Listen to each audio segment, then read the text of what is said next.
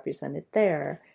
I ended up sending, I don't know exactly how many of mine were in DC. I think maybe 5 or 6. A bunch went to Chicago, Madison, Cleveland. I feel like there were New York and Boston, I think. And so I ended up sort of spreading them out, but I worried about that there weren't going to be enough in DC.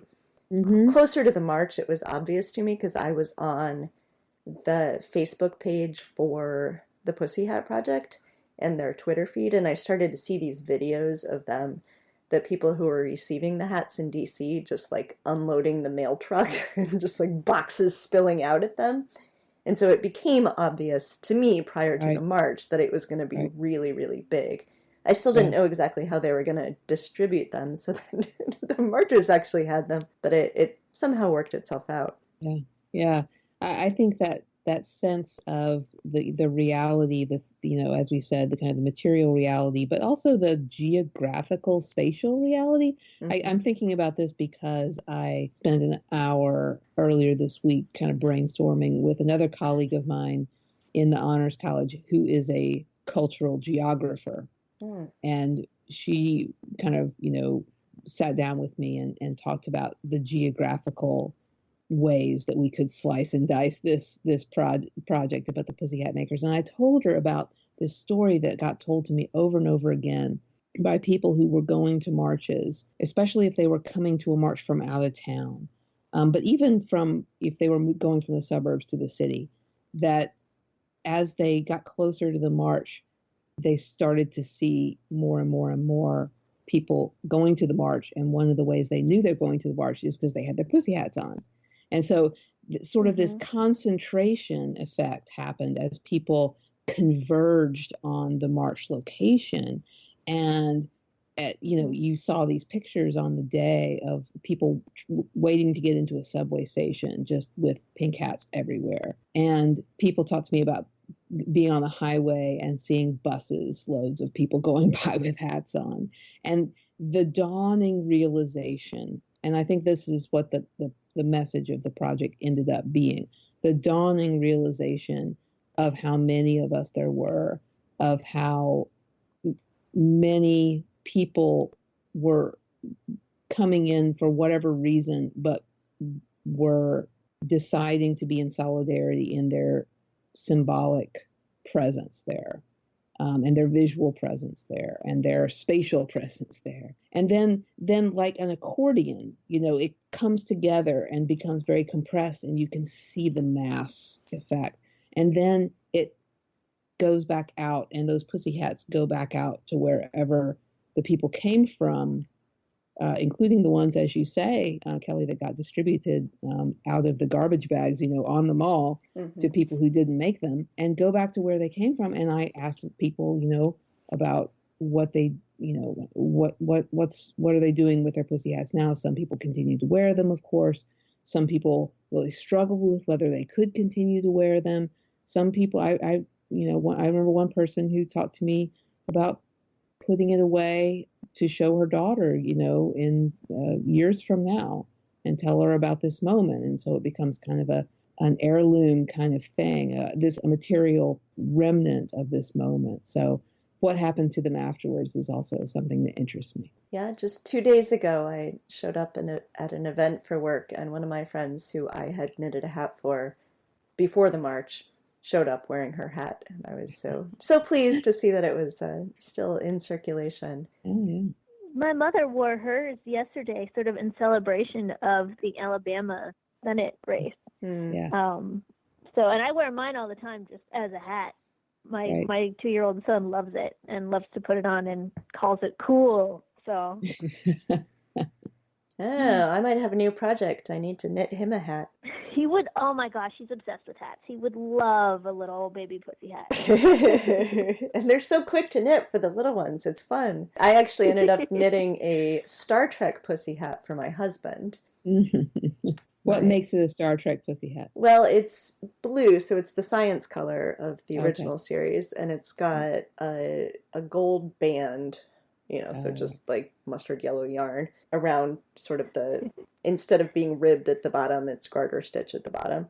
And then Yeah. it's the shape of the pussy hat, but it's blue. And we bought a pin online that's like the insignia for TOS. Very nice. So it's, it's definitely Star Trek, but it's also sort of in solidarity with the Pussyhat Project. Well, down here where I live in Arkansas in the South, politics of wearing a resistance symbol out in public are really different. Yeah.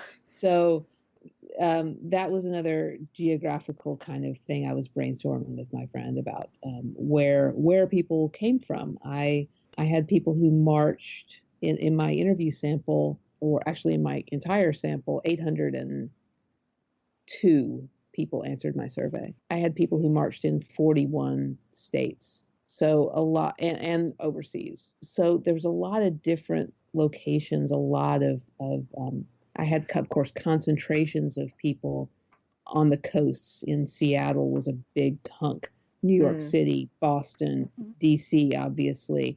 So you had these, but when you look at my map of where all my interviewees and surveyees are, respondents are, it's there's plenty of people in the heartland and in the South where I live.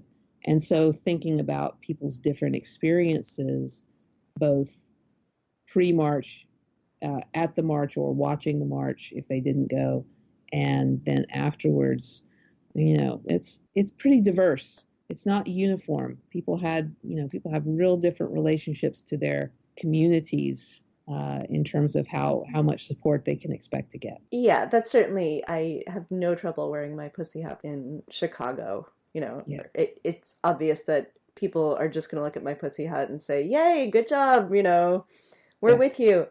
But when I go visit my parents in Ohio, in a county that voted 65% for Trump, it's a different calculus trying to decide whether I'm comfortable wearing a pussy hat or wearing a resistance shirt. And it's not that I won't do it altogether, but I'm definitely a lot more thoughtful about how I do those things. Yeah.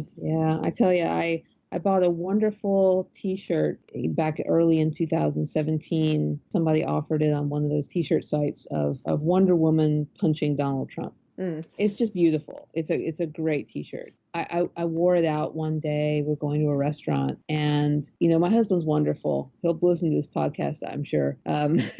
He's a wonderful, supportive person, and he couldn't be more of a supporter of everything I do in my work. But he said, maybe you button your sweater, before you go in, because he just didn't want to make people, feel uncomfortable. And it's just tough one. It's a tough one here in the South. See, my husband enjoys making people uncomfortable. So as does mine. He loves it when I wear my pussy hat, or I have like an Obama 08 T-shirt that I would like to wear in Youngstown. And I mean, my husband goes out of his way. He's also like 6 foot tall, like a very muscular sort of, taller guy. And so people don't really mess with him, and he knows it.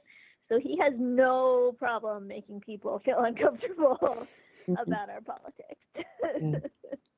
Well, it's personally tough for me because I love where I live. I love my town of Conway, where we have 3 colleges in town, and it's just a great place to live, a great place to raise kids. And I love my neighbors, and they're great people. But on the other hand, I mean, that's the question. How great of a people can they really be? I mean, I certainly know people in major cities. I know friends of mine in metropolitan areas who would say they're great, but you can't say that they're great people when they are willing to tolerate or support what's going on. And I understand that. I do. It's hard for me to figure out how to feel about it. I think it's hard for everybody.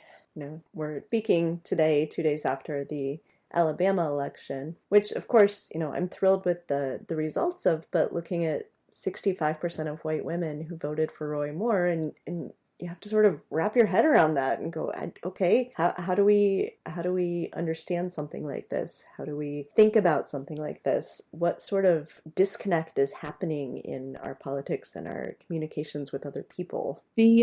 the part of it, of course, that interests me professionally is the role of evangelical voters here in the South. And I was raised Southern Baptist, and I have deep roots in that whole community. I've lived in the South my whole life. My parents continue to be evangelical. My younger brother continues to be evangelical. So I really understand those people deeply, and my students are those people. And what I think people are missing oftentimes when they talk about the, otherwise inexplicable numbers of evangelicals who are willing to support, these very morally compromised and sometimes unabashedly morally compromised people, is that these are really single issue abortion voters. They're people who really feel like you can tolerate almost anybody if they're going to help stop abortion. I think that is kind of underappreciated in the puzzlement over these wild, huge numbers of evangelicals, white evangelicals who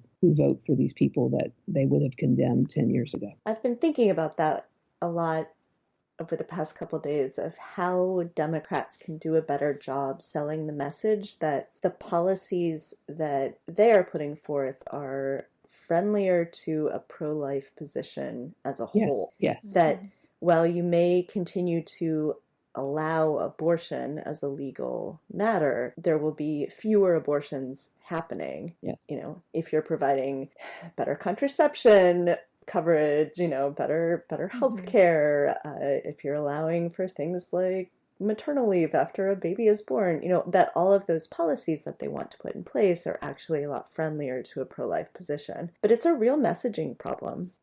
Yeah, the thing I've been struggling with over the last couple of days, I take a lot of long walks, and I come to some hard truths sometimes as I take those walks. And the thing I've been coming to terms with, because I think that's true, and even prior to the election, I really tried to talk to people around me, people in my family, about that very thing, about the proven research that abortion rates decrease during Democratic presidencies.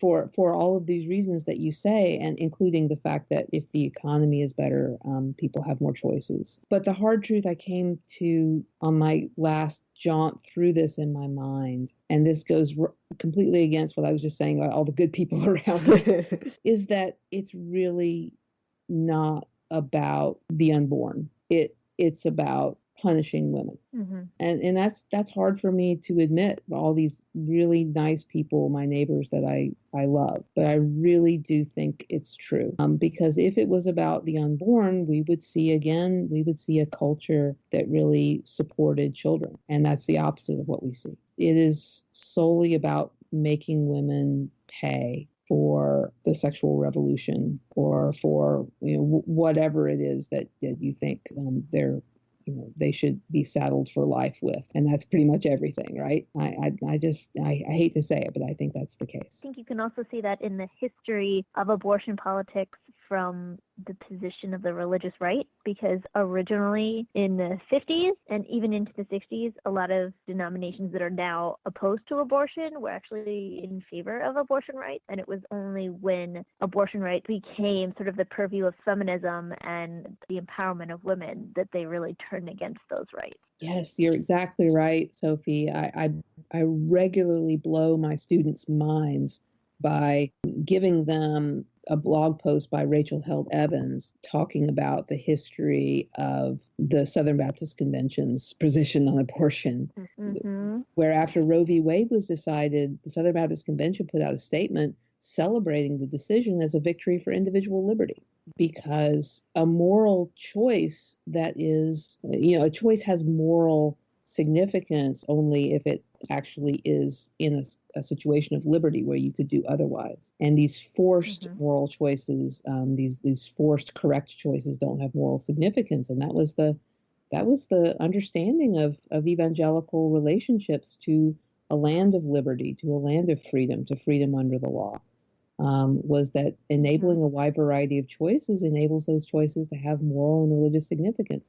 And then, of course, the wedge issue that was seized upon very cynically in the 1980s with the rise of the religious right, where abortion became an issue that could be used to drive a wedge in between Christian voters and the Democratic Party, between Southern voters and Northern voters, between urban voters and rural voters, all of those things. That's when it became kind of the ne plus ultra of religious issues, followed closely by homosexuality. So, if this is the case, then something like the Pussyhat Project, something like